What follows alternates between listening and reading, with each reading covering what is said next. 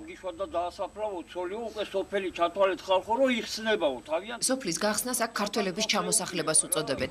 წალკაში მყოფი ქართველები ამბობენ, ბერძნებს იმის ეშინიათ, რომ თუ კი სოფელში ერთი ქართველიც კი დაიგრძალება, ეს იმას ნიშნავს, რომ ჭირის უფალიც აქ დარჩება და აქ სხვა ქართველები ჩამოსახლდებიან. ხოლო და მიზეზი 11 წლის წინ წალკის რაიონის სოფელ ახალიქში თეთრი წყაროდან ჩამოსახლებულ პაპუაშვილებს, რომელიც ერთადერთი ქართული ოჯახია ბერძნულ ახალიქში, სასაფლაოზე მიცვალებულის დაკრძალვის უფლებას არ აძლევენ. მამასახლისად ქცეული სონია გამგებელი ნოდარ პაპუაშვილის მეუღლის 6 შვილის დედის დაკრძალვას თეთრი წყაროში მოითხოვს, მხოლოდ იმიტომ, რომ ის ქართველია. მინდა აქ დასაფლავო, არა მაქვს საშუალება. ხო და რატო? და არა მაქვს საშუალება, ვერ მიმაქვს მეთქი. ხო და აქ არ არის ადვილიო და მე უთხარი აგერ ხარაბაში მაშინ თუ აქ არ არის და არც იქაო და არც აქაო. რატო? აბა რატო რა ვიცი ახლა. იქ დაიბადე და იქ უნდა დაასაფლავო და. Почему не даете согласие, чтобы ее похоронили здесь? Я не дала, я сказала, что я в селе управа, но здесь есть люди. Да. Здесь есть люди. Да. Пойдите поговорите с народом. Ага. Пришли поговорили с народом. И они отказали. Почему? Этот человек ведь живет, и эта женщина жила Знаете, здесь. он жил здесь, но сейчас в данный момент он здесь не живет. Кто Делай здесь живет сколько? 11 лет уже. Жил, но не в этом доме жил. Ты там жил. Как твой дела, мой дед, стотый дом, я Что вас значит не мое дело? Не поняла. Люди, что Ага, значит не не мое вратки дело? на Мишли. Что значит не мое? Сейчас тебе не дает, а мне вообще не дает. Понял? Мне вообще не дает. სონია გამგებელი, ამ ექსცენტრიული ქალბატონის გარეშე აქ არაფერი კეთდება. ადგილობრივების გარდა ის ჩამოსულების სრულ კონტროლსაც ცდილობს. აპროტესტებს, როცა მის გარეშე ჩამოსული ჟურნალისტები იღებენ იმას, ვინც და რაც მას არ უნდა. ამიტომაც სონია გამგებელი გადამღები ჯგუფის თამდევი ხდება. ახალიქში დღეს 50 მოხუცი და მხოლოდ 2 ბავშვი ცხოვრობს. 180 სახლიდან 160 ცარიელი და მიტოვებულია. სწორედ დატოვებული სახლების საკარმი და მომიწებს განაგებენ სოფელში დარჩენილი ბერძნული ოჯახები. Социалки.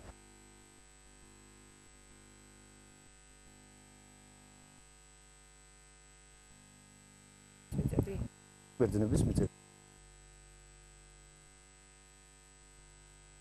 Ахалик, который в руках эти паспорта. Причем тут я. И я не имею права от них паспорта отнимать и давать посторонним сейчас лицам. ваши, да? Конечно. Да. Они передали свои паспорта своим родственникам. თუ ეს მიზა დარჩება 10 ოჯახს და 10 ოჯახი ისარგებლებს ხოლმე როგორც 10 არენდატორი და ასე შემდეგ მათ შემოსავალი რა თქმა უნდა საკმაოდ მაღალი იქნება, მაგრამ თუ აქ იცხოვრებს 200 ოჯახამდე რაც საშუალებას დღეისათვის არის, რა თქმა უნდა ეს შემოსავლები შემცირდება. აი ეს შემოსავლების გადანაწილებაზეა დღეს საუბარი. სწორედ ამ მიწების დაკარგვა არ უნდათ ბერძნებს და ნებისმიერი კონფლიქტი თუ დაპირისპირება, რომელიც სოფელში ხდება სინამდვილეში არაეთნიკური, არამედ ყოფითია, თუმცა ყველაფერს ეროვნული უმცირესობის არჩული ედება. ამაზე პირველ რიგში თავად ადგილობრივები საუბრობენ. თითქმის ყველა შემთხვევას სონია გამგებელი ვიდეოკამერით იღებს. როგორც ამბობენ, ეს არქივი შემთხვევით არ იქნება. მათ სათქმელთან ერთად საჩვენებელიც ექნებათ, რომ ავიწროვებენ.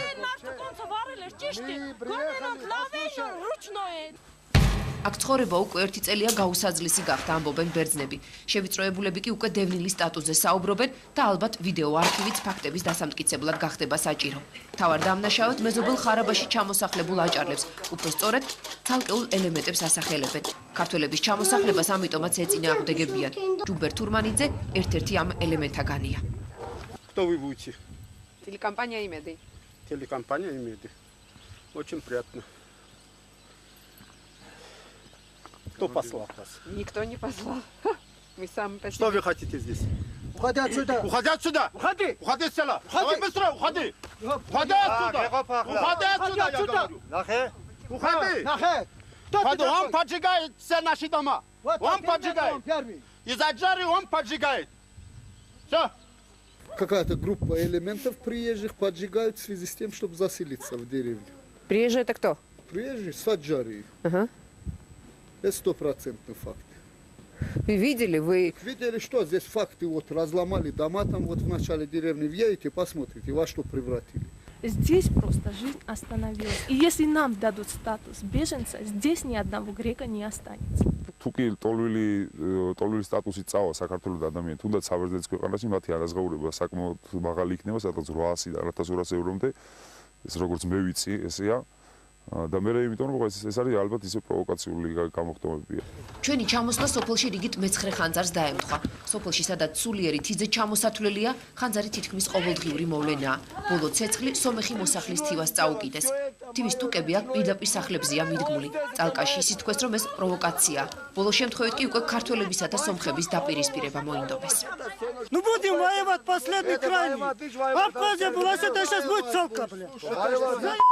Вот до сих пор дошло.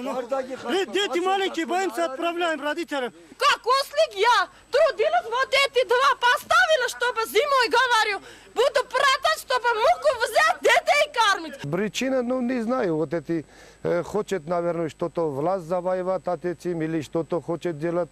И даже мы сами точно не знаем. Кто-то делает и спрячется. На лицо не говорит, что вот так, такой ситуация.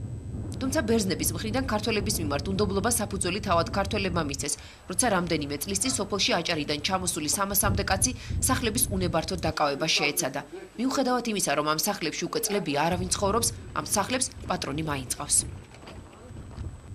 ახალი კი იმ სოფლებიდან ერთ-ერთია, სადაც ხელისუფლება დატოვებული სახლების შესყიდვას და სვანეთში სტიქიური უბედურების შედეგად დაზარალებული ოჯახების ჩამოსახლებას ფიქრობს. ჯერ კიდევ 97 წელს გეოლოგებმა დაადგინეს, რომ სოფელი იფარი მეწყერსაშიშ ზონაში ექცევა. 7 თვის წინ კი მეწყერმა ის სახლები დაანგრია, რომლებიც 30-40 წლის წინ აშენდა. საუკუნეების წინ აშენებული კოშკები კი ნიადაგთან ერთად 10 მეტრი დაიძრა და გადარჩა. საცხოვრებლების გარეშე და ქვაღორღით ჩამორეცხილი მიწების ანაბარად დარჩენილ იფარელებს დახმარებას დაპირდნენ. საუკეთესო შემთხვევაში კი ბარში, წალკაში ჩამოსახლებას. დალი გულბანის სახლიც სტიქიამ დაანგრია. ოჯახი ახლა იქ ცხოვრობს, სადაც მეწყერამდე შეშას ინახავდა. მიუხედავად იმისა, რომ მას რძლად წალკელი ბერძენი ყავს და მისი ძმაც იქ ცხოვრობს, ახალ იქში წამოსვლა მაინც არ უნდა. ცოცხალი თავით ჩვენ წალკაში წამსული, აი მთელი სოფლის სახელი თუ ამბობ, არავინ არა ვართ. სხვადასხვა ეროვნების ხალხი რო ცხოვრობს იქ, ჩვენი ოჯახი არის 7 ოჯახი და ყველა თითქმის აქ ვინ ცხოვრობს. აი პირველი მიზეზი ეს არის. მეორე მიზეზი არის რომ მეშინია, რა თქმა უნდა. შეიძლება თქვენ რაღაც ისტორიული მისია გაკისრიათ. ისტორიული მისია ახლა გვაკისრია, მაგრამ წალკაში მაინც არა ვარ წამოსვლელი. იფარელი სვანები ამ ნაბიჯის გადადგმას უფრთხიან. მიზეზი კი ის არეულობებია, რაც წალკაში ხდება. წალკელი სვანები კი ამბობენ, რომ აქ ისეთივე ყოფითი პრობლემებია, როგორიც ყველგან. მე პირადად რომ მეგრძნო ასეთი დაპირისპირება, რომ ის ძალიან გართულებებში გადასულიყო, ასეთი ურთიერთობა არ გქონია. საყოფაცხოვრებო ნიადაგზე მოხდა შემთხვევა სვანსა და ბერძენს შორის და ამის შედეგად ცოტა იმ პერიოდისათვის დაშინდა მოსახლეობა და შეაჩერა ჩამოსვლა, მაგრამ იგივე ვინც წავიდა უკან ჩამობრუნდა. წალკაში ძირითადად სტიქიური მოვლენების გამო ჩამოსახლებული სვანები და აჭარლები ცხოვრობენ. მათი უმეტესობა მთას იმის გამო გამოექცა, რომ სამყოფი მიწები არ გააჩნდათ. თუმცა სწორედ მიწა ხდება ჩამოსულებისა და დამხტურების გასაყოფიც და მთავარი პრობლემაც.